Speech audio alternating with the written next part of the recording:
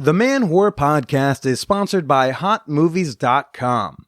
Try out some ethical, paid-for porn for free with none of those hidden fees or secret subscriptions when you sign up at HotMovies.com and use the promo code MANWHORE. Uberlube is my favorite personal lubricant, and not just because they paid me to talk about it. This silicone-based lube lasts long with a smooth sensation, and here's the best part. It doesn't leave a sticky, gobby mess when you're all finished. Although you might. Go to uberlube.com for more information and to buy a bottle today. That's Uberlube, UBERLUBE.com. Now let's get to the show. Welcome to the Man Whore Podcast.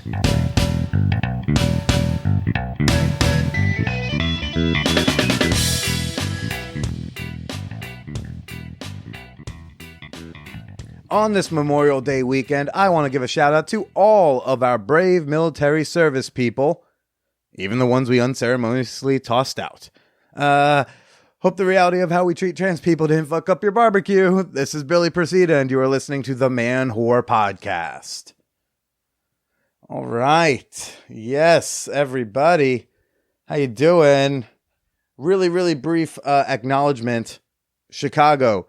I am so sorry that I messed up a little bit in one of my emails and on at least one of the podcasts. I mistakenly said that the show is on June 29th. The show is on June 28th, Friday, June 28th. That is when the Chicago show will be. So I am sorry for the confusion and I hope you can still make it. This week on the show, we have got the hilarious stand-up comedian and just, he's just such a sweet boy. Chris Calogero, everybody. Oh gosh, this is such a good one. I've known Chris a long time, and this might be like our first legit longer than 5 minutes discussion. And I was blown away. Super great guy, super funny, and I cannot wait to share him with y'all in a bit. But first, get them hot, get them dates, show dates. So this Saturday in Oakland, June 1st, I'm going to be doing a Man Whore Podcast live show with my little sister. That's going to be at the Octopus Literary Salon at 7:30 sharp. That's going to be a fun show. Then Chicago, again, Friday, June 28th at North Bar in Wicker Park, 9 p.m. We're going to be having a really fun stand-up live podcast hybrid show. We're gonna pair up some comedians with their exes. It's going to be a good time. You can get tickets to either of those at manwhorepod.com/tour. And if you're a Chicago person, use promo code Billy for $5 off your ticket. As for stand-up, I'm going to be in Prestonburg, Kentucky on June 7th at the Jenny Wiley State Resort and in Brooklyn on June 14th at Friends and Lovers, which is a show run by Chris's fiance, Emily Winter, who's also hilarious. So come on out to any of those shows. I would love to see y'all there. But most importantly, I would love to see y'all August 2nd through August 4th, the most important show dates of them all, because that's Man Whore Con, everybody. Oh, yeah. Man Whore Con, presented by Motor Bunny, returns this August. And if you're new and you don't know what that is, Man Whore Con is a kick-ass, super fun fan whore meetup weekend here in the Big Apple. We get sex-positive listeners from all over the country and Canada who just come. We coalesce here in New York, and we hang out. We go to shows. We do some fun events. It's a great time to meet me. It's a great time to meet each other, and it's a great excuse to come visit New York City. So you're going to want to get your weekend pass today because the price goes up on Saturday, June 1st. So if you still want to get an early bird discounted weekend pass, go to manwhorepod.com/weekend. And we want to thank our presenting sponsor, Motor Bunny, for making Man Whore Con Part Threesome happen. You can get $50 off for Motor Bunny when you use promo code STAYSLUTTY at motorbunny.com. All right. So last month I released a free bonus episode with the only and the wonderful Nina Hartley. And that came out exclusively on Patreon last month for free. Didn't have to give me $1 to hear it. This week, I have released another free bonus episode with my 7th grade crush. Yes. Yesterday, y'all got a little push notification with a little teaser of my conversation with photographer Jelena Aleksich, founder of the Confetti Project. So you can hear that for free if you go to patreon.com/manwhorepodcast. Click on posts. Don't have to give me $1. You just got to make a really quick profile. It takes about 15 seconds. But I wanted to give Jelena an opportunity to tell y'all a little bit more about the Confetti Project and what it was like to talk to a fella who wrote her poetry about 17 years ago. So here's me chit-chatting with Jelena Aleksich. Aleksich. Yeah, okay. I still remember. Aleksich. Good. Yeah.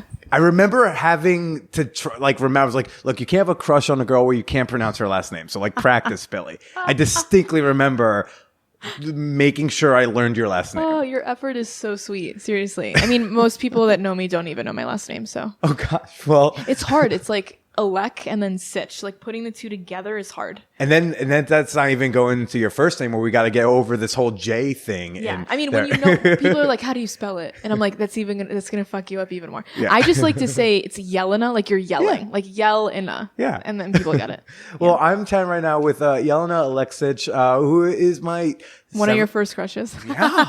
7th grade. Just, very distinctly, just nervously dropped off a letter in your mailbox. And, oh boy. So I'm going to find it for you. We're going to revisit that. If you found that would be fucking cool. I 98% probably have it. 95. I would want to then do a shoot while I just read it out loud. So we just recorded a bonus episode on Patreon. It's a free one, everybody. All you gotta do is go over there. It's free. You can check it out. Don't gotta give me $1. You should, but you don't have to. We had a really fun conversation. And how do you feel after that? We haven't seen each other in 16 years since 8th grade graduation.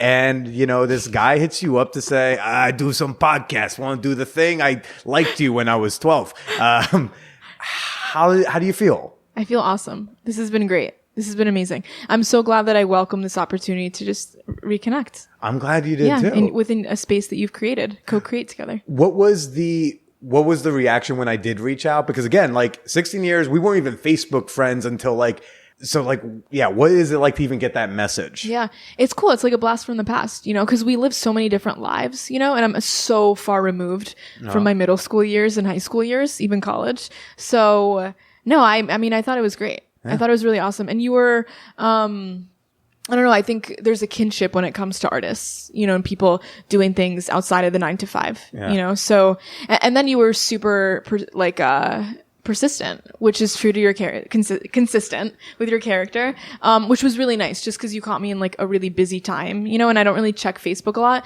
So I really admired how you followed up. And I was like, I have to do this. This is going to be fun.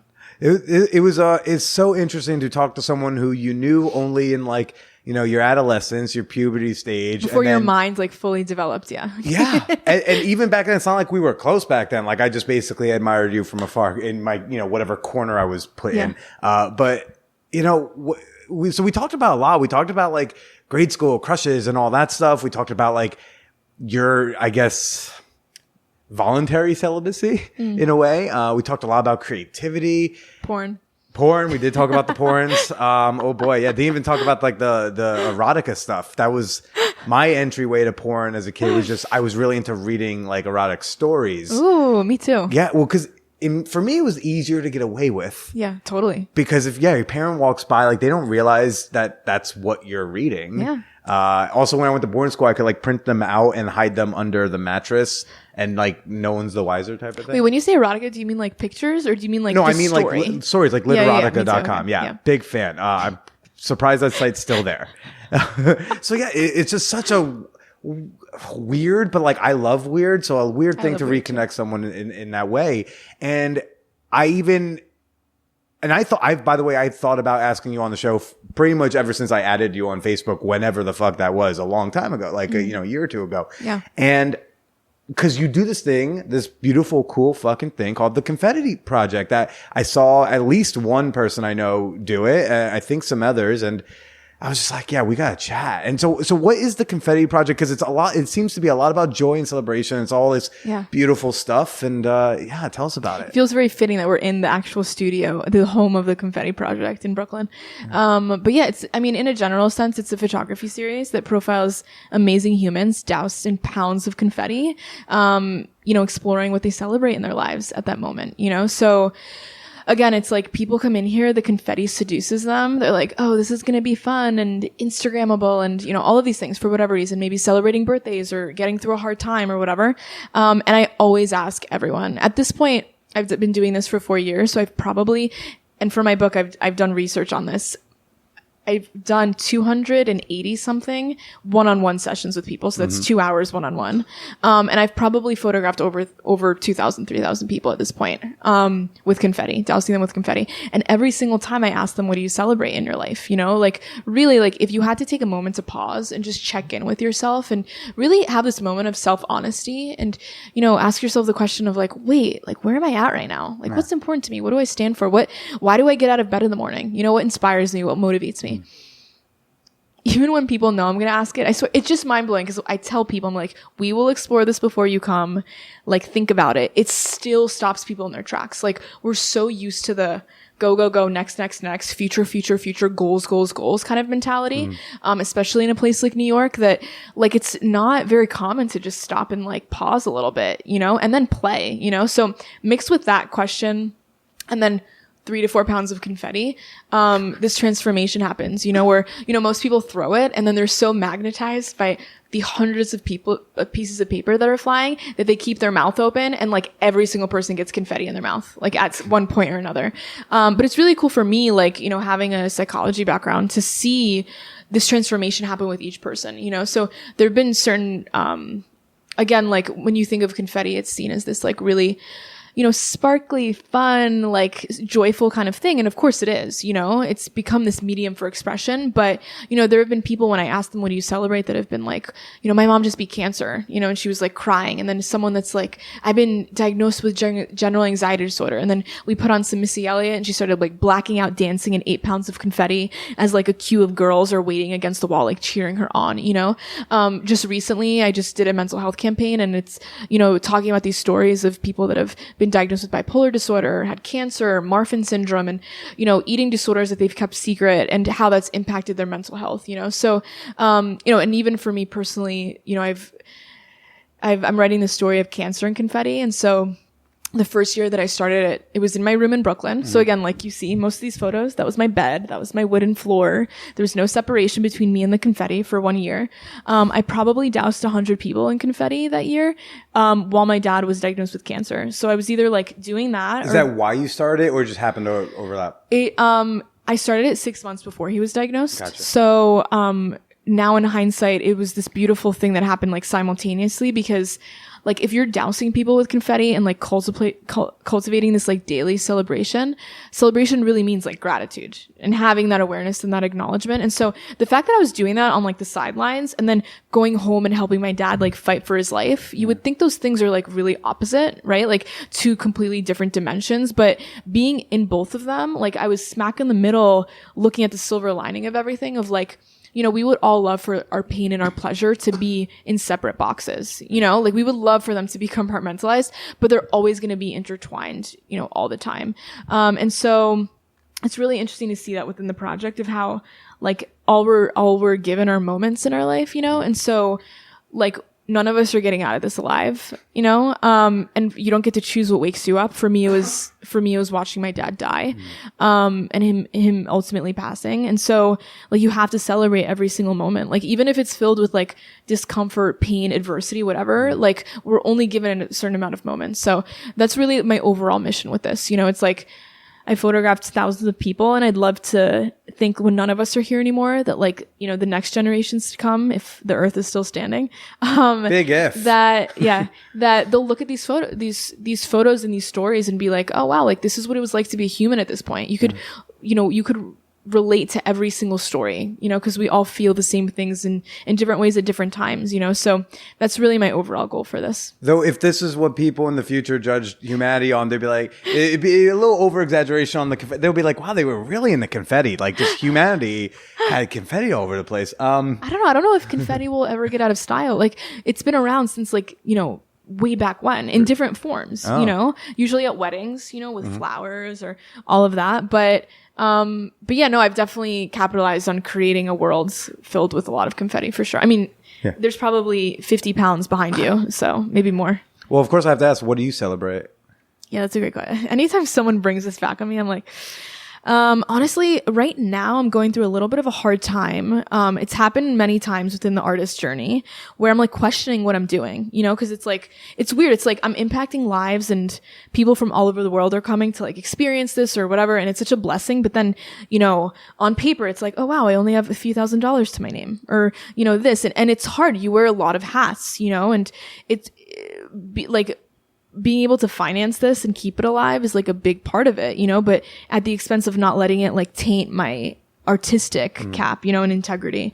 And so I'm getting to this point of like, should I keep going with this? Like, I'm like really questioning. And so I know I will because I don't have a choice in the matter anymore. This is bigger than myself. And it really is this like therapy of being this fatherless 20-something-year-old, you know, within my grief journey. So I celebrate trusting myself. You know, I think my word this year is faith. And so our bodies and ourselves, like it does so much to keep us alive and survive. Like even in those moments where you feel like you're in the red, you know, and you're like, holy fuck, like I'm going to lose everything or whatever, or it's going to die or blah, blah, blah. Like it doesn't, you know? And so I'm trying to like lean more into that. That's beautiful. So, well, where can people find the Confetti Project and find more of you? Yeah, so there's the website, theconfettiproject.com. You can find it on Instagram with underscores between each word. We do open studios twice a month in New York. So there's plenty of opportunities to come and participate in like a mini confetti session. Fantastic. Jelena, thanks so much for chatting with me. Thanks, Billy. Why don't you go ahead and say goodbye to everybody? Bye, guys. Thanks so much for tuning in. Thanks for having me. Yeah. If you want to hear my full conversation with Jelena, go to patreon.com/manwhorepodcast. If you click the follow button, it's going to ask you to make a profile. You don't have to put a credit card down. It takes about 15 seconds, and you will be emailed every month when I release the free bonus episode. Last month, it was Nina Hartley. This month, it was my 7th grade crush. Who knows who it will be next month? So again, go to patreon.com/manwhorepodcast. Click the follow button. Enjoy these free bonus episodes. They're really, really great stuff. They're just going to only live on Patreon. Again, that's Patreon, patreon.com/manwhorepodcast. You know what next week is, right? It's okay that you don't. It's fine. I don't remember birthdays either. I do remember mine, June 5th. Yes, this slutty podcaster turns the big 30. Oh, yeah. That's happening. That's happening next week. So when you hear from me next, I will be older. I mean, you always hear from me when I'm older. That's how time works. But I will be in a new decade of my life. I don't want to troll for presents, but some of you do tend to ask me for my address around this time of the year. If you just go to manwhorepod.com/thank you, that will bring you to my Amazon wish list. But if you want to give me a true gift, you don't have to, it doesn't cost you $1. All you got to do is just tell two friends about the Man Whore Podcast. That's all I would love, truly, is you helping me grow this show and making a concerted effort specifically on Wednesday to post on social media to tell two friends who you haven't told before that they should listen to the Man Whore Podcast. And tell those two friends to tell two friends themselves. Because by doing that, hey, we make this show blow the fuck up. And when the show blows up, Billy's a happy boy. So, we'll talk more about 30 next week, maybe. But instead, I'd rather talk more about Uberlube. Yes. I want to thank Uberlube for sponsoring this week's episode. I'm a big fan of the Uberlube. I use it almost daily. And although Uberlube would love for you to use their product for a variety of reasons, I will admit that I pretty exclusively use it to jerk off.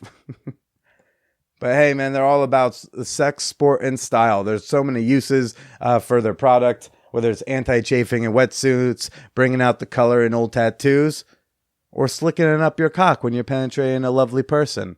I've been using Uber Lube for years, and I think you should too. Hey, maybe there's something on my Amazon wish list that doesn't intrigue you.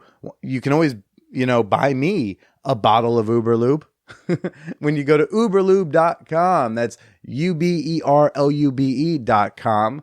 Get yourself a bottle, get yourself 2 bottles. You know what? Get yourself 2 bottles, get me a bottle, and then hand deliver it to me at ManWhoreCon. Thanks again to Uberlube for sponsoring the show and for being a sexy supporting sponsor of this year's ManWhoreCon. Once again, go to uberlube.com. Slicken up your life. Did they write that slogan? No, I did. They didn't pay me extra to write that slogan, but I feel like they should. That's a really good one. Slicken up your life. You can have that for free, Uberlube. It's just a gift I'm giving to you. Now let's do the fan whore appreciation moment. Oh, yeah. This is the part of the podcast where I like to thank a few of the members of my fan whore community on Patreon. Y'all are the ones who keep a roof over my head, lights on in my apartment, and food in my belly. The reason why this show is able to continue going on over 5 years later. So thank you very much for that. I want to give a shout out to Alex Andrews. Does that name sound familiar? Yes, it does. She was a phenomenal guest on this show back in April. Oh, yeah. From Swap Behind Bars, the sex worker outreach project. Go check out Swap. Go check out Alex Andrews. They're doing great work. Thank you so much to Y.O. Lee, who is a sex podcaster herself. I did her show, Sex Stories. We had a fun little chat in my apartment for her show. Go check that out. Thanks, Y.O., for also supporting. And a shout out to Samuel Jane. I look forward to seeing you this weekend at the Oakland show. It's going to be great to meet you finally. Thanks for being a member. And you too can support the Man Whore Podcast and join our wonderful sex positive discussion groups when you go to patreon.com/manwhorepodcast.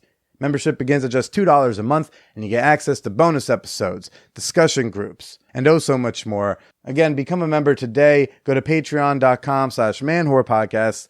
Once more, that's Patreon, patreon.com/manwhorepodcast.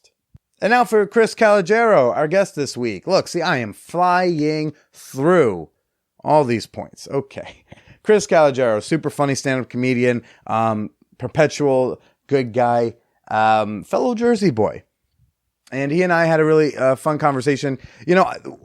Some of the feedback I get at times is that I'll get women who love the conversations I have with other straight men because they enjoy hearing how just dudes talk to each other, which I don't think I'm a great example of because, I don't talk to dudes the way dudes talk to dudes, I think.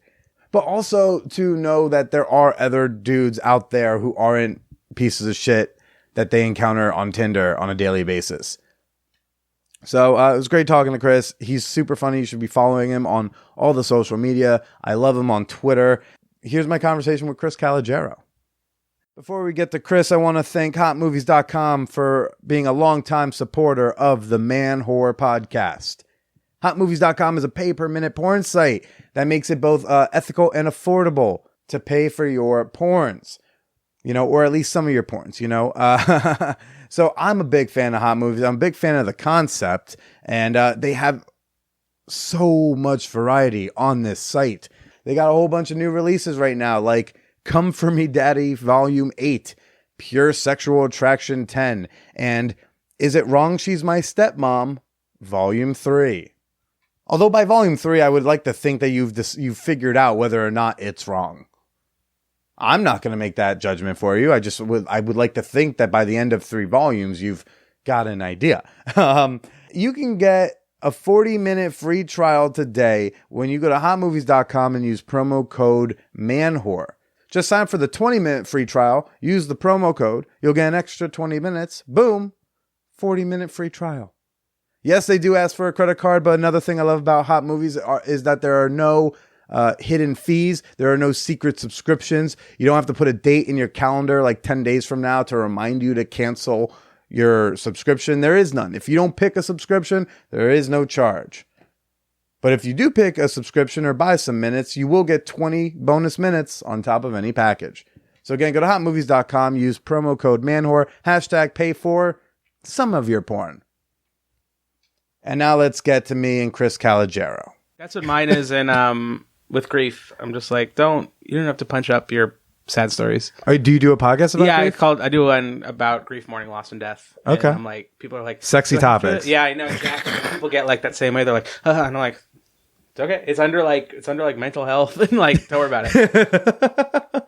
Yeah, no, I do find. Wait, so I like that you're like, well, dude, I'm intrigued by you, and I'm intrigued by you. Yeah, I'm yeah. like, why have we not been best friends forever? No, no, it's just so like you. I was. Are we going? Yeah. Okay, yeah, cool. I do that dumb thing. You do the where thing. I fade in and apart. Okay, Mark Maron. Yeah. Here we go. I like to think of more of myself as Pete Holmes doing Mark Maron.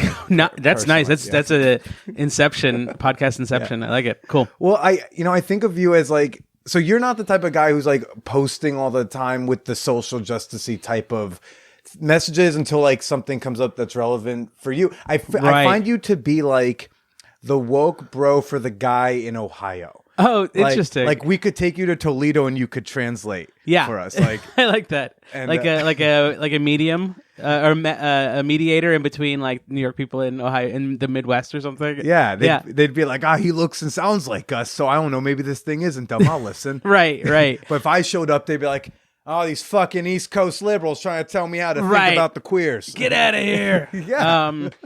Yeah, that's interesting. I try to post when it's important because it is important. But I also don't want to like make it seem as if I'm being performative a lot of the times, And I don't know what the line is on that, because I know people will take issue with like we get like white knighting and all that shit. But I don't know, if like an issue strikes me and I can say something about it, I'll say something about it. Yeah, no, I think that's great and all. It's just because when I do, I feel like some people just bash over the head with it. Right. And this is the other thing I do. It's for me personally, like I don't typically call myself like a feminist, partially just because of the baggage. I'm like, I'm just gonna do it and not like go about selling. Hey, don't forget, I am. Like I don't call myself an ally, but if someone calls me one, I'm like, well, then I guess I must have done something right. Right. I think that's a good attitude. I think for a minute there, I probably did, and I wanted to call myself a feminist because I believe in those things. And I don't begrudge, by the way, anyone who does. No. That's just my strategy. But you hit a point where male feminist is a type now.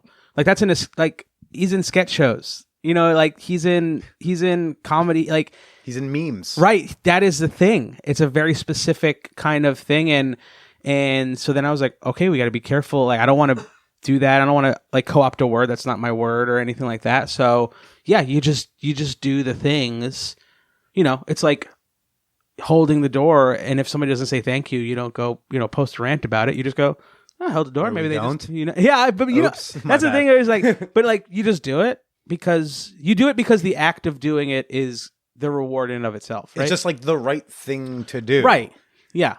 Whereas people who are like, I'm an ally, I'm woke, I'm a feminist, you just like, you start to veer into that thing where you're like, man, what are you just doing this because you're scoring internet points? Like, what is this thing? And so, yeah, if somebody's like, thanks for doing that, thanks for being this, you're just, thank you. Of course, yeah, that's the least I can do. I am a straight white man, so I just am happy that anybody's talking to me. Yeah, I'm just happy I didn't fuck up. Yeah, exactly. I like to say like I get accused of feminism quite regularly. Yeah, and like that's the way I prefer. That's cool. I like that. Yeah, it keeps me slightly separated. But my fiance Emily Winter has a joke about the time that I told her to relax when we were on our third date, which I don't remember, but happened obviously. And in the joke, she's like, my boyfriend's a feminist, and I'm like, cool, like. Somebody else saying it is like fine, but if I'm on stage into a microphone like I'm a feminist, like alarm bells start going off, Yeah, and I think even in the dating world, like women are like on the lookout for the male, and that's I have this weird thing because like I've been accused of using feminism to get laid. Okay. Right. And with another reason why I'm like, then maybe I just don't want to call myself that, whatever. But I also think like, well, if only, right? Because wouldn't that be a great world if dudes were like, faking it till they make it with feminism. It's like that. Yeah, that probably would improve a few things, but I think some are just doing it for so nefariously that like women are on the lookout. They almost like don't want to go on the date with the guy who says he's a feminist. Right. Because they're like, he might just be using it to fuck me, and secretly he's a red pillar or something. Right. No, I think that's totally true. But it also speaks to how poorly men act in the world, that even like if you sniff somebody's like overacting on the side of good, you're even then kind of wary of it. You know what I mean? Like, and if you don't do it enough, then you're also a piece of shit. Right. I mean, I think it's fair because like what I'm trying to say is it's so hard to be us. Exactly. I know, it's so funny. It's like so like close to finding that medium, but it is just like, hey, we fucked up the world enough that now we have to find the middle ground. We have to find the right place to be, and it's not anything we should complain about because all we have to do is look at the entire history of the human race. Yeah. It's like, are we being treated now the way like we treated everyone else? Fuck. Yeah. Because I read the books and we did real bad. Even in the slightest, I mean, we're getting like the slightest. Even we got 2% of what we dealt. Oh, is it gonna suck? Right. I mean, I know you're doing the Artist Way right now, but you're pretty active on Twitter, right? Yeah. That's the thing with Artist Way though. We can output. We just can't. So I can't. You can't scroll. Oh yeah, I can still post. Okay. Cool. I'd quit the book if it said I can't post for a week. But I have recently like gained a bunch of followers from putting out like a ton of videos, and very fun. Thank you. But I have a very few reply guys in my Twitter, which is like guys who reply to everything and tag your jokes and stuff. Okay. And they're fine because I'm a man. I don't have to worry about DMs coming in like, I want to wear your skin. But even what I have, and even the DMs that I do get from a couple of these people, I'm like, this is like 1/10 of like what any woman online gets, and I can't even imagine it ratcheting up a little bit. Oh, it is rough, man. This is a good time to say though that I am out here with fellow comedian, and it's Calogero, right? Calogero, yeah. Okay, cool. I was so nervous. I was like, I've known him for how long, and I can't. We've known each other for a while. Yeah. Chris Calogero, very funny stand-up. Oh, thank you very much. Engaged to an also hilarious stand-up. Yeah, she's wonderful. I am jealous of you both just being in the world. I was like, fuck both of you. Thank you for being so good. I take it as a compliment. Former volleyball teammates. Oh, yes. Volleyball. Those were good times. Yeah. Thanks for having me. Yeah, no, man. This is great. I'm already having a blast. Well, where's your background with all this come from? Because again, like, picture-wise, you don't look like the guy who just walked out of a liberal arts college with like a feminism degree or anything. Yeah, I know. Where do you come from again? Are you Jersey? I'm from Jersey. No. Okay, where in Jersey? I was born in Jersey City and then Bergen County. Oh, Bergen County. Okay, yeah. So I kind of moved around you. I was born in Jersey City and then my parents moved us to Morris County. Okay. So I kind of like hop, skipped, and jumped around you. Yeah. And then I lived in Hoboken for a little while when I graduated college, and now I live in Brooklyn. Okay. Yeah. Well, so what have you always like felt this way? Well, I grew up in a house that was liberal, like, kind of like Democratic center liberal-ish. But on the outside of my nuclear family, everybody is like right-wing, conservative, Republican, like a little xenophobic. They also Jersey homophobic. people? They're all maybe South and North Central. Jersey. North? Oh, yeah. Like the Italians and close to New York City and Sopranos territory. Yeah, they're like probably like my extended family where they're conservative, but mostly for their taxes. A lot for their taxes, but there's like some... And they're playfully racist. And yeah, exactly. There's like this xenophobia and racism that kind of permeates, even though like my dad is like a first generation American. You know what I mean? Yeah. So there was that, and it was like having this little enclave in the middle of it was like so helpful to me growing up because I saw the right things to do and say in the world, and my parents are both like very like honorable and wonderful and progressive people. But with feminism and things like where my attitude was, I think I always aired on the side of right, but I probably was a shit when I was younger. I never was one of those dudes who's like, why do women need rights or anything like that. But I think in like the way that I approached like trying to date was I was very like sad and anxious, and then I lonely, and I believed in like big gestures and like trying to like win a girl over with just like go. Did you write go, go. poems? Oh yeah. I wrote a lot of poems. I wrote a letter to a girl in high school that we were buddies, and I wrote her like this big long like love letter and like gave it to her, and like she was like, no thank you. And I thought that's what, but like nicely, no thank you. Like, oh my god, this was so sweet, but not a chance. Yeah, nicely, no thank you. This is why I sensed that there was like a kinship there, where I was like, I think he maybe had a similar, because that was me all the time. Every poem was like, this is beautiful. I feel like, this so is the special, but like I wish a better looking guy gave this to me. Yeah. But there's also like that's kind of stink of desperation. That's like, instead of just coming and talking to me and being a normal human, you made a big weird deal of it. And that's what happens in movies. That's not real life. You know, you just got to go and be a person at a person. And I didn't learn that till like late in life. And I was very desperate to like meet people. But I think being in comedy and like seeing so many wonderful female comedians and their perspectives and like taking that in and not disregarding it like a lot of young male comics do, and just letting it influence not only my comedy but my point of view, helped like start to really set the mold on like where my thoughts were laying. And even now still like letting those points of view in and like realizing that I take for granted walking home late at night in Brooklyn and just being able to like walk home. And of course I could get mugged, but I don't have to fear everybody who comes around a corner, or a guy who just happens to be going the same way as me. And then like having that moment of like who is this person? Right. You know, then and reading those stories, and like not commenting on them and not being like the guy who's like, well, here's what you should do, is like, you just fucking let them change your point of view and let them in, you know? Or at least let them feel like, let them, they want to share that story, let them share that story. Yeah, of course.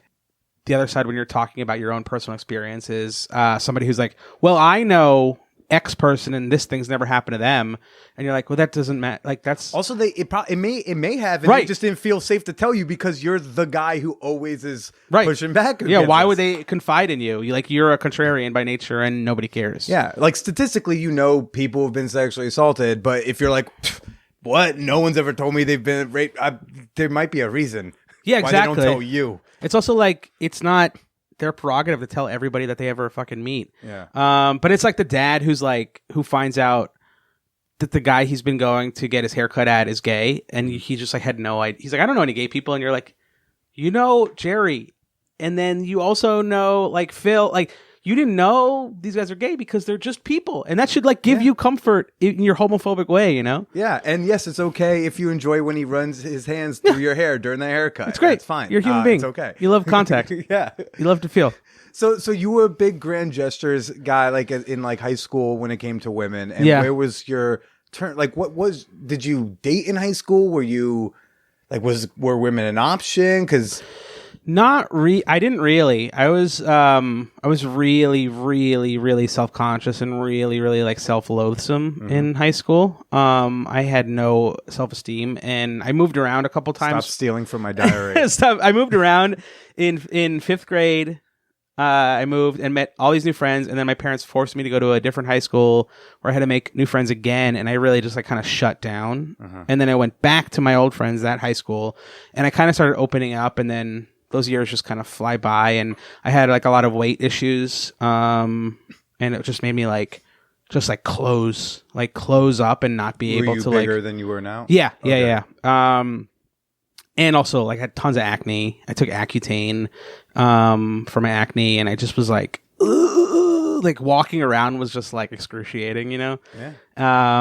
So no, I didn't really. I wanted to, and I watched a ton of movies, and I think I thought, oh, that's the way you do that, is you care of a stereo, you stand outside somebody's window. And then we learn, oh, that's weird and scary. It's stalker behavior. Everything in movies is like not a guideline for how you should be in a relationship. Yeah.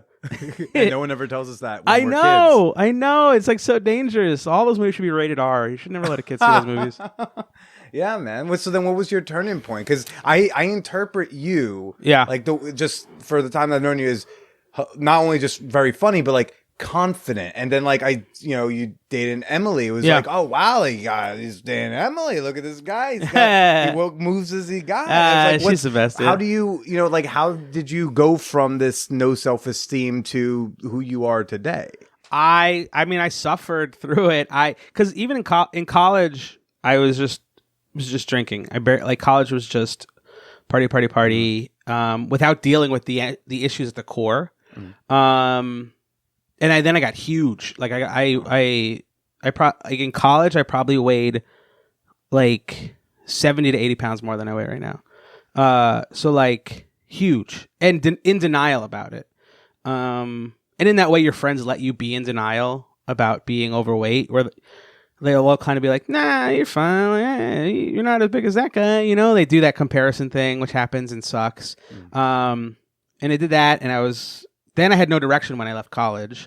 So again, these are just like things like you're not feeling good about yourself. You have no direction. Like confidence can't enter into those equations. Those things block the idea of even having confidence. So honestly, like when I started getting it was like when I started doing comedy. And I was 25 when I started doing comedy. How old are you now? I'm 36. Okay. But if you're industry, I'm 29 forever. And he can also play college. I can play like 7th year college student. I can play a grad student. Yeah, definitely for sure. Please. Yeah. So when I started doing comedy and realizing that was the first thing I did in my life where I felt like I could feel myself wanting to keep doing it, and I could feel myself getting better at it, and nothing else I had done in my life gave me that feeling. I was a fine student, but as I made friends and got more comfortable, like having a few friends, my grades would go down because I cared just about trying to get social because I was so desperate for a social group. But comedy, I was like, oh, I'm good. I can do this. I have this. And then I started just growing up out of my mid-20s, which is super helpful.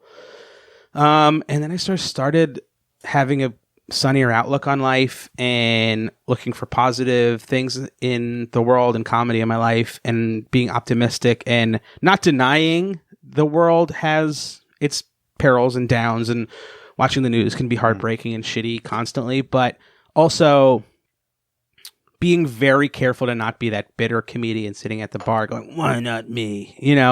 And that is like poison. Yeah.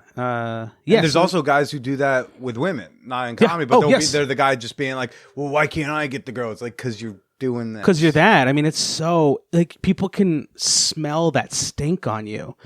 Like that bitter, gross, like, why not me? And it's like, you have any concept of how relationships work? It's like when people are like, I can't believe that guy gets that girl. I'm like, that's how the world, or vice, like, that's how it works. It's fucking mysterious, but it's also not mysterious. And part of it seems to be like an entitlement to like, well, I should have like everyone gets this thing. When do I get mine? Because I'm obviously supposed to have one. Right. The entitlement of it, like to just have something because you exist in the world is such a bad bit of mojo. Yeah. In comedy and relationships. Yeah. Wait, so when did you like lose your virginity? Like when did you at least start interacting with women? I mean, I was like the buddy.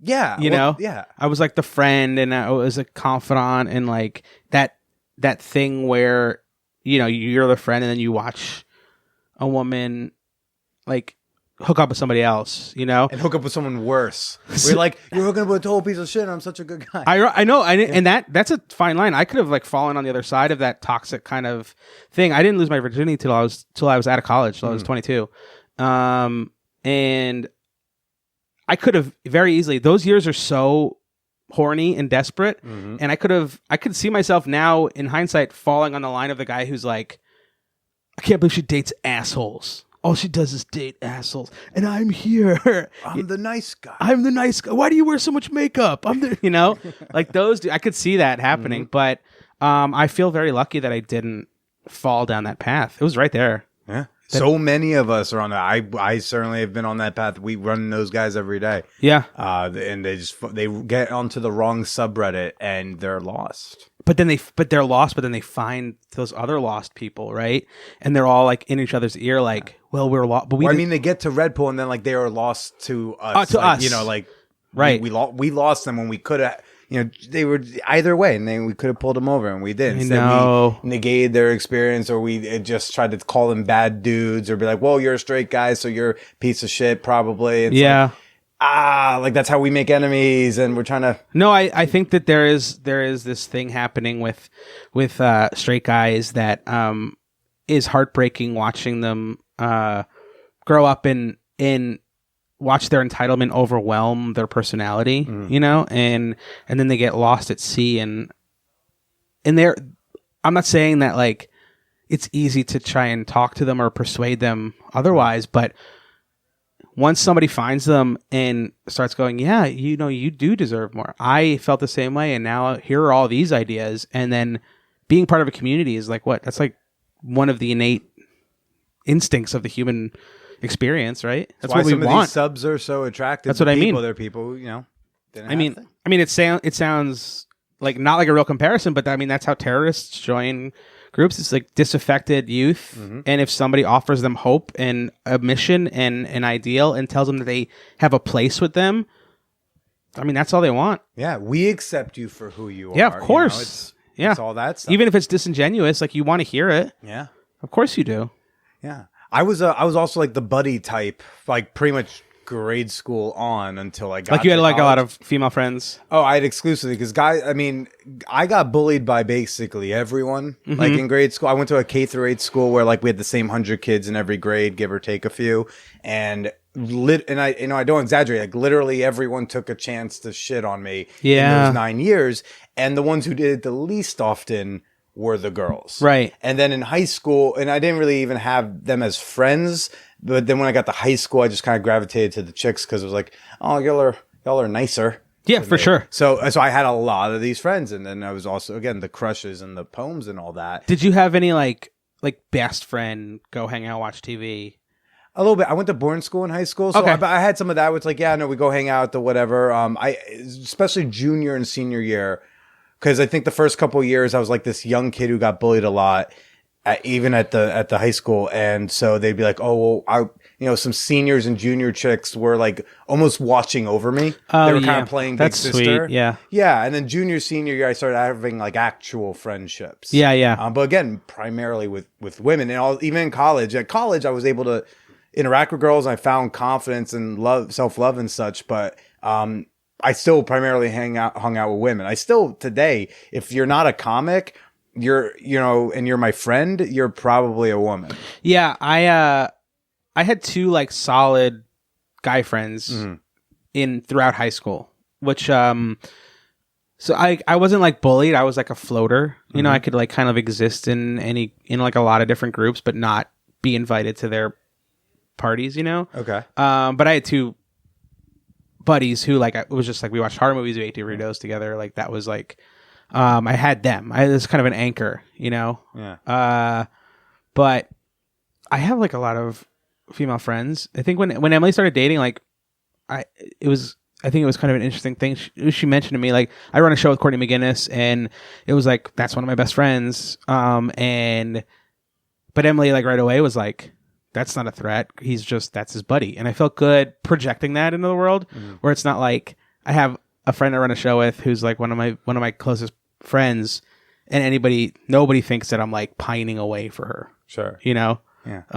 Which I think some guys do that. Yeah.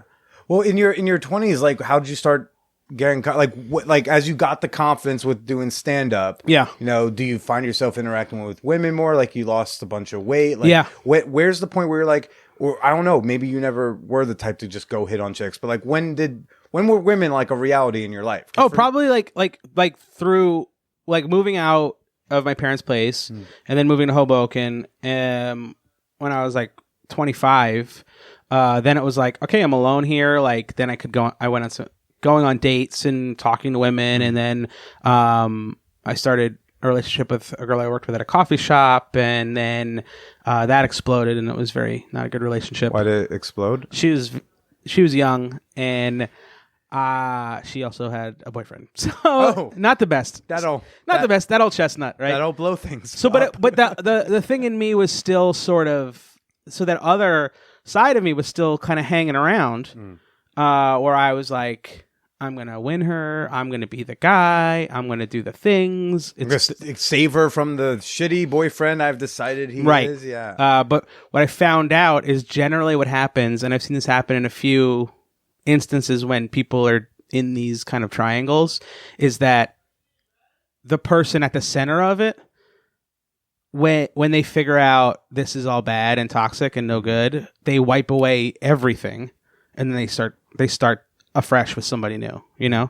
And that's what happened. She just was like, nope, boom, like, let's fucking kick this whole scenario down the drain. And she just like started dating like one other guy. And so that exploded. But again, I took the right lessons from it. Yeah. I was like, now I look back and I'm embarrassed by my behavior. And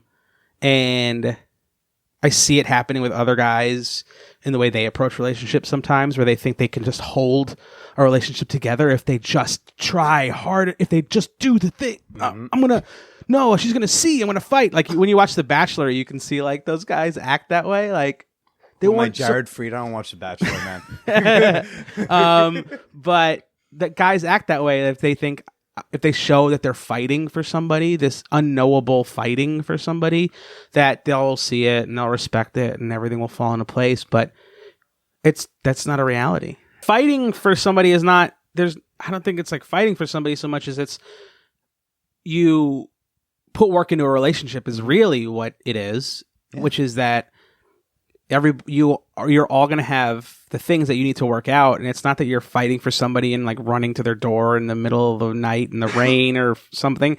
It's more like, these are my feelings right now, and I'm not going to hide them and let them explode into toxic behavior. Like, we're going to talk about it, and it's going to fucking suck. And we're going to have this conversation, and we're not going to go to bed angry. And this is what we have to do. And God damn it, I fucking hate doing that. But like, it has helped my relationship immeasurably to just, when one of us has a feeling, to like bring it up. And so you and Emily do that. You'll go into those. We do, yeah. Like we have our fights. We have our couple fights, and we work shit out. And I feel really proud of the way that we do that. Mm-hmm.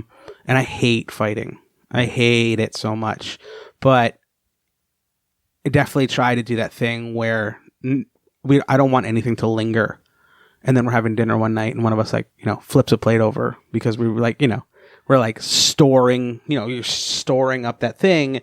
And then when it doesn't come out, something then gets stored on top of it. And then you're stacking issues up, and they're all going to come out at some point, Yeah.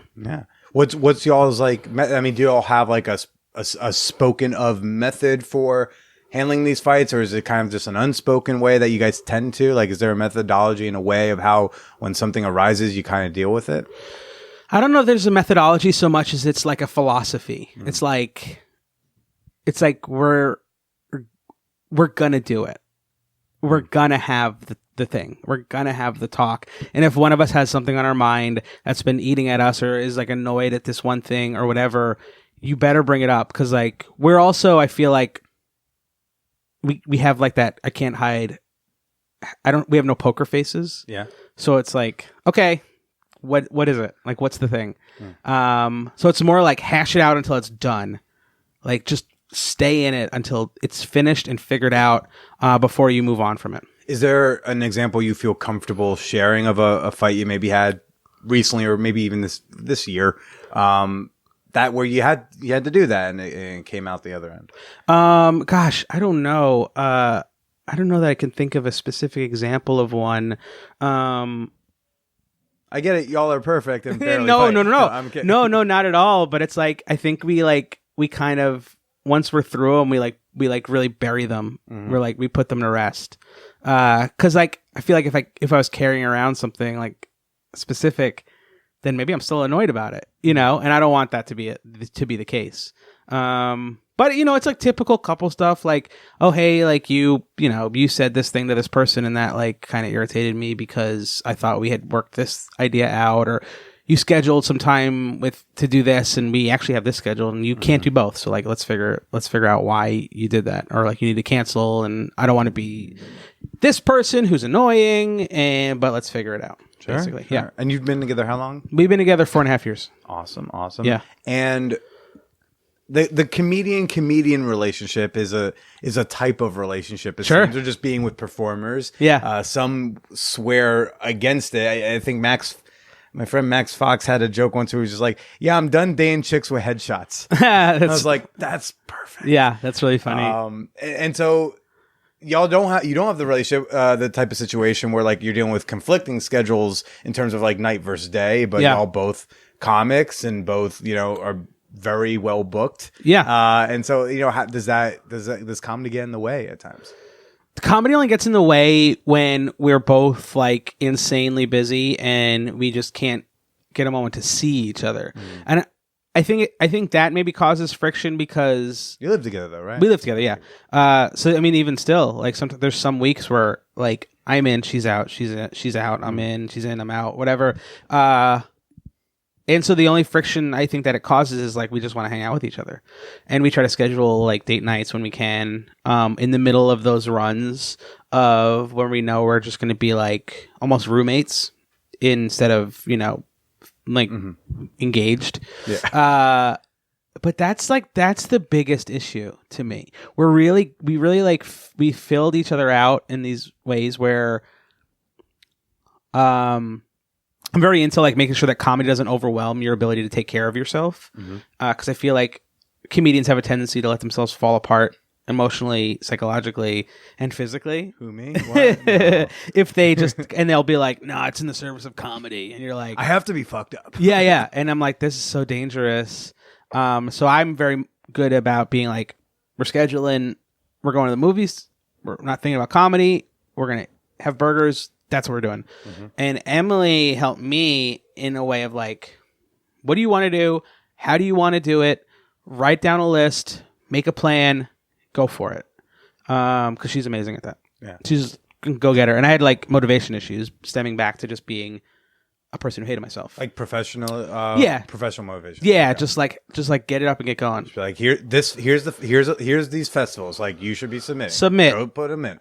Here's Right. this packet. Yeah. Fucking do it. Email a venue, get a show booked, produce it, promote it, get it done, record it, film it, do the things. Yeah. Yeah. Which I'm sure she says easily because like she fucking does that all. Like, she is It's incredible. a machine. Yeah, it's unbelievable. But she does so much of it that sometimes it's like, I think, like I said, I helped her out. Be like, take a breath. Let's relax and let's not like bang our head against the walls for comedy for like 1 second and see how that feels. And I think it really like helps you just like decompress out of it. Comedy's not going anywhere. One day you're fine. Yeah. Yeah. So what was? How did y'all get together? Which drunken night at the creek made this relationship happen? I was really hoping to be able to vomit at a cute story. It was Emily, I think, kind of knew me in comedy before I kind of clocked her. But she was doing a show called Devour Hour at Hank's Saloon, where every month they had a new free food item that they gave away to the audience if they came to the show. And so they had one, I think it was empanadas, the first one. And so then I was like, oh, this is such a great idea for a show. I was like, you guys should do grilled cheese. I think that'd be really fun.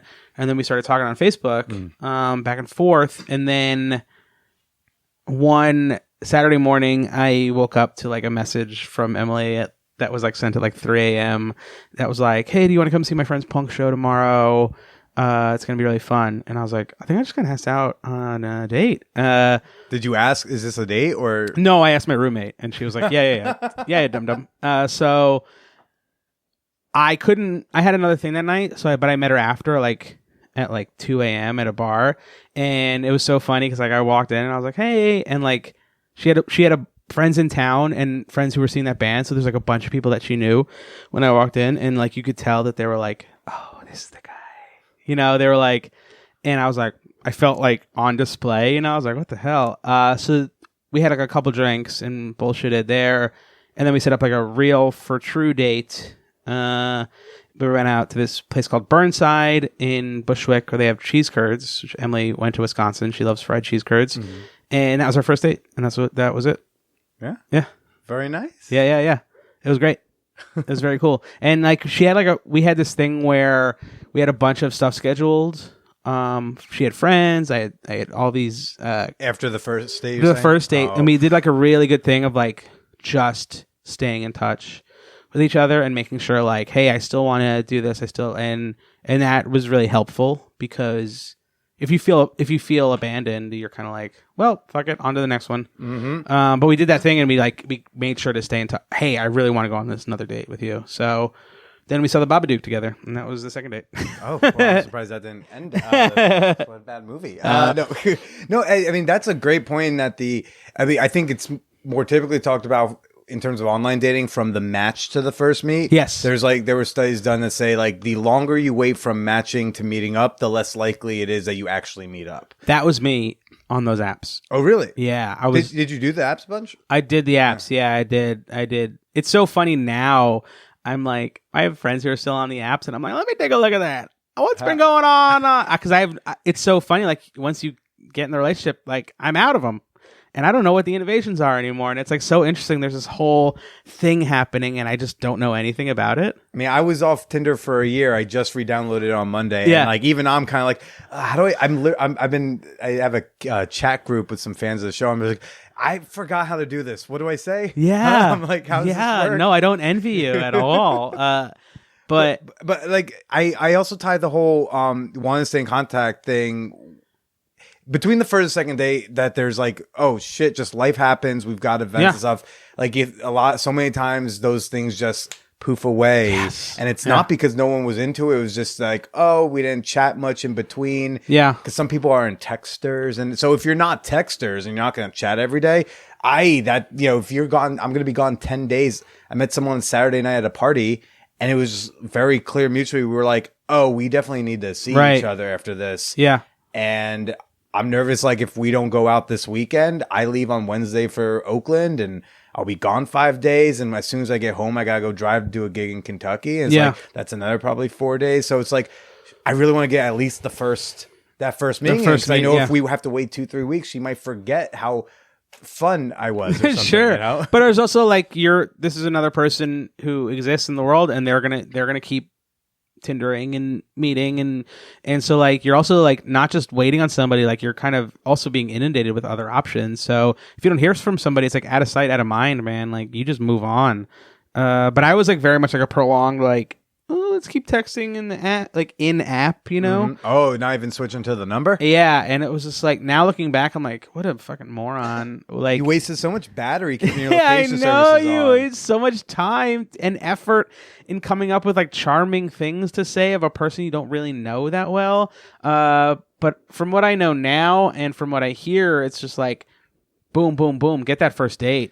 Yeah. I mean, that's I know my strategy. And I think hopefully more people are doing that. Or at minimum, I'm like from our very first chat interaction, if I don't leave that chat interaction with your number or a date, I'm probably not even interested. That's fair. I mean, and I'm gonna ask for it, but like if you're like, oh no, I like the chat, I may or may not say it to him, but I'm just like, okay, that's fine. But I don't have the bandwidth in the day. If I worked in an office, I'd probably be all about like, yeah, let's just chat for a while. I got to kill time. But I'm just like, no, I got shit moving here. I've got things to do. Yeah, even that is like, it's energy expended, it's effort. And it's like, it sounds silly, but it is. And like, if you can, we all want to file people in the spots where we prioritize them. Yeah. Right. Especially if like that chattiness involves like, being funny, being witty. Like I gotta keep that on now. I'm using literal creative energy. Yeah. So like I was seeing someone for a few months earlier this year who I just realized I was not in a place to be dating seriously. I was going through some low libido issues, blah, blah, blah. Yeah. And the part of the reason she was like, well, I still want to be friends. I'm like, one, I know you don't want to just be friends. So I don't think that's fair for yourself. And I've done that too, where someone told me they just want to be friends. And in that desperation, I'll latch on to it. Be like, sure, I'll hang on and just be friends, even though I want so much You're more. like pining away. It's the worst spot to be in. But on top of that, she was like, she's a big chatty Cathy on the texting, which normally I really enjoy, but I can't give that to someone I'm not really being intimate with, because I'm like, it's creative energy. It's energy that can go elsewhere. No, it saps you. I mean, especially if they just want to be friends. And I think it's like, well, so like, I think when guys say that, it's like, I think when anybody is just like, hey, great meeting you. Good. You're a good guy. You're a good woman. Not in the cards. Good luck. Yeah. And it's so much, it's actually nicer because you're not telling that person that they need to check up on you or like have any ability to like have to care about your well-being. I know that sounds like cold, but it's like it's reality. We're strangers technically, so just move it along. But like if you're like, hey, I want to be friends, and I think women have to do it sometimes just because a guy might be a maniac and just come after them or whatever, but it's so much sweeter to just cut it off. Yeah. Done. We all know it's okay. Yeah. And with this woman in particular, I told her, I was like, look, I don't know. Part of the reason why I said, I was like, I don't know if I'm not into you or if I'm just not into anyone. Because I was about like 15 pounds heavier and going through whatever's. And I told her, I was like, look, I could keep you along and we can keep hanging out and just cuddle. I can keep using you for affection. Sure. That's not fair to you. Like I need to cut this off, not just for me, but like I need to cut this off for you. Right. Because like, the worst thing to do is like give somebody that little nugget of hope. Yeah. Like in guy or girl, if they assume that there's even a little bit of a chance still, that's why it's not nice to do that stuff is like somebody will hang around because they are very into you more than you're into them. And if you just let them do that and let them string hope along, the longer it goes along, the more excruciating the crush ends up like the ending of it ends up being, even though it wasn't really that big of a thing. Right. But if you let that hope like grow into this monster, and then when you're eventually you're like, yeah, I'm not into you. Boom! It's almost like a breakup, even though it shouldn't be. That was like all the time for me. Were you on that receiving end of the let's just be friends or not right now in my life, but like stay in it? Yeah. I was. That was the worst. Like the maybes are the worst. I think maybes in all regards suck. Like professionally and romantically, or on Facebook events. Yes, maybes suck. Right, but maybe we'll use you in this thing. Maybe I'll come. Maybe it's just like just tell me no. I don't want to hear maybe. Yeah. But yeah, I had a couple like things like that. What? Say no. Say probably not. Because even if it's a maybe, if you can usually change your mind and go to a show that you were invited to that you said no to. Sure. And then when you show up, it's actually even better because it's oh my god, you could make it. Yeah, exactly. Yeah. Oh man, over deliver. Yeah, huge. or if you get texted by someone like out of the blue who like you went out on a couple dates with and didn't happen, and like 3 months later they're like, "Hey, do you want to go out again? I was thinking about you." So I am the best thing I could hear. What a great feeling! It's way better than being kind of talking to you for 3 months. I'd rather not hear from you for 3 months and be surprised. You're also probably over communicating to this person and then really bumming them out. If you're like, "Oh, maybe there's a chance," and you're just like texting and you're just like hammering it, and they're like, Jesus Christ, I do not have time for this. You just bum somebody out, and then it's really gone. Oh man. I think it's true, but also I think it's fair for you if you're like, I'm not in a place to date anybody. You're saving a person from dealing with somebody who's not going to give them anything that they want. Yeah. That's why I told this chick, I was like, I can't give you what you need now. And again, I was like, I didn't say it's string along. I was like, I really don't know if it's you or if it's women right now in general. Yeah. But I was like, I can't. You're basically, give it to you. I can take from you. There's a lot I could take from her, but I was like, I can't give. Right. Then that's, it sucks and it's irresponsible. So what, did you have a favorite app? Or I only really used. Or were you just a Tinder? So I used OkCupid. Okay. And then I used Tinder when it kind of first was coming around. But I think before anything else really hit, I was gone off of it. Like before Hinge and Bumble and whatever the other ones are. You got saved. I was out of it. I could name Appsy right now. You'd be like, I've never heard of it. I'm sure. Yeah. I was off. The only thing I ever had was Tinder. Gotcha. And OkCupid. The other thing that's always really intrigued me about you is the confidence use, and again, this is all coming from like my observational point of view of you. It's not like we've spent like this inordinate amount of time together. You seem so confident about who you are just as a person. Like, I hope it's okay I'm saying, like, you're like a stocky, burly type of guy. Like, I'm like, how I have all of my fucking body issues and I've gone through what I go through, and every day is like, not enough. But I'm just like, you just seem so happy who you are. and if it's fake, you're doing great. If not, I want to know your secret. That's very kind of you to say. And you're with someone who I think who emits a similar energy. Like Emily seems to like love who she is and what she does, and you both seem to have this like. I feel like if I were to try to have gone on a date with either of you, it would have been like a, hey, you can take this or leave it type of attitude. And I love that.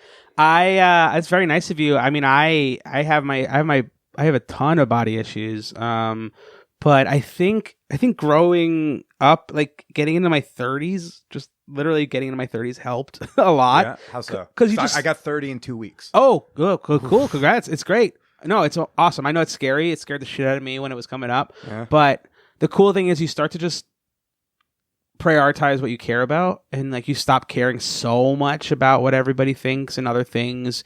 You never really fully stop, but I think I started to not care. I started to like be the person I wanted to be. I started like being able to project the kind of person that I want to be out into the world more than just be it, you know?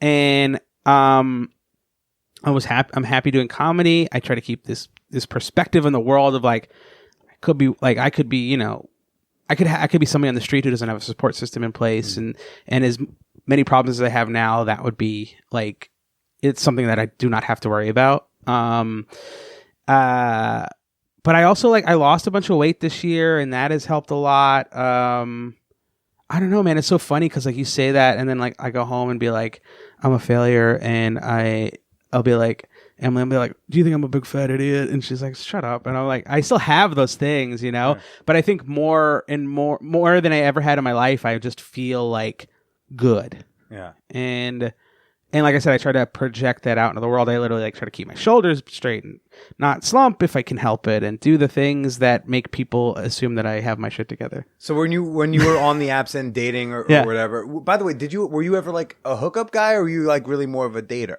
Probably like somewhere in between. Okay. Yeah. So would you say you were like more I don't want to say faking, but like projecting the confidence more than you had it, or? Well, I think I was still dealing with a little bit of, I still had a little bit of that self-loathing in me that, nobody would want to be with me. So, were you getting matches? Yeah, I was getting some matches. I feel like you had a great bio. I don't even, God, what a nightmare that is to write. I think I was still like I was just over talking. That's like I mentioned before. And so, I was basically like better in person than I could be on those apps. Were you afraid to ask Scout? Were you afraid? Yeah, I think I was like, how do I get to level 2? You know, and I just would over communicate until things just petered out. And I went on some dates, obviously, but it took me a while to like get there.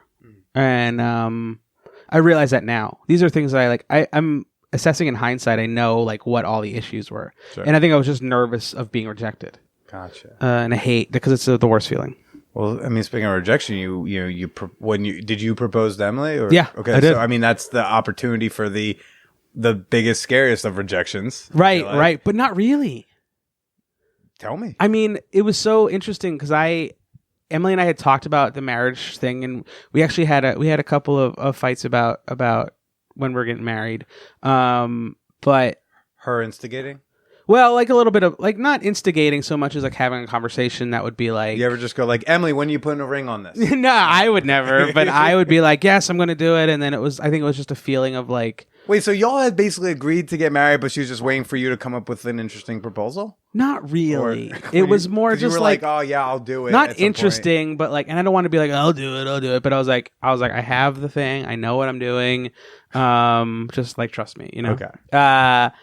Yeah, she wasn't like, you better fucking nail it. Well, just the idea of like, if you both, because I know it is weird. It's weird. It's a weird thing for me when two people know that they're going to get married, and it's literally a matter of like, so when are you going to do the proposal? Yeah. Because we're already both agreeing to get married. Yeah, I know. But like, we of course were like in that place where we knew the other person was like the person. Yeah. But, yeah, I don't know. It is weird. I agree. I think on the outside I would have felt like you, but in it made sense. Well, so then what was the thing what was the plan? What did you end up doing? So I found a ring for her that her friend said that she had seen on Etsy many years ago, and I found the jeweler and ordered it, and then we went to a place called Long Island Bar on Atlantic, and I called them before and asked them to reserve a table and have fried cheese curds and champagne out on the table when we got there.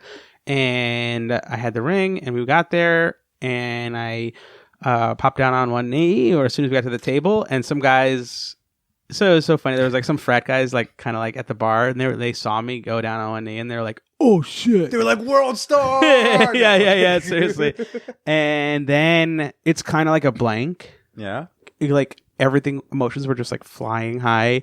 Like I said nice things, I'm sure. I don't know. You don't remember? Dude, I'm telling you, adrenaline was flying, and then Emily doesn't even remember what I said. Stop it. I swear, it was this high intensity moment, and then because she barely even said yes, she was like, yeah.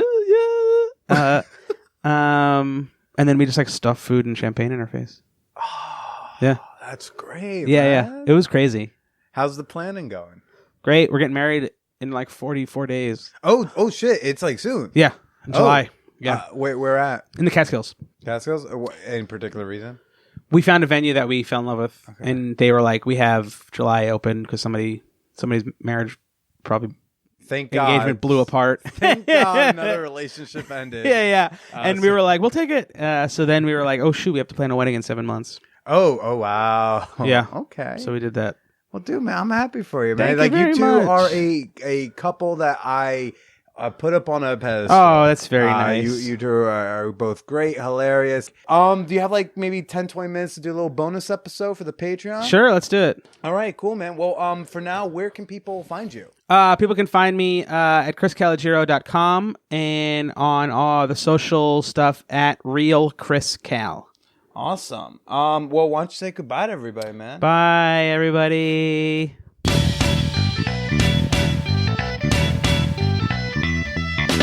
Again, go check out Chris Calogero on the internet. He's great on Twitter. He actually also has his own podcast called Morning Coffee, but spelled morning MOURN, because it's a podcast about grief and loss and death. Not the sexiest of topics, but it might be something you're really into. And, you know, you probably fell in love with him during this conversation, so you probably want to hear him some more. You can hear some more of him on on his podcast. You can also hear more of him tomorrow in a bonus episode coming out on Patreon at the $5 level. To get access to that, as well as over 100 other bonus episodes, go to patreon.com/manwhorepodcast. You get access to all those bonus shows at $5 a month or more. And again, you can hear the Jelena Aleksich bonus episode for free at the very same URL, patreon.com/manwhorepodcast. Of course, you can follow me on the places. I love hearing what you thought about this week's shows. You can tweet at me at @TheBillyPresida.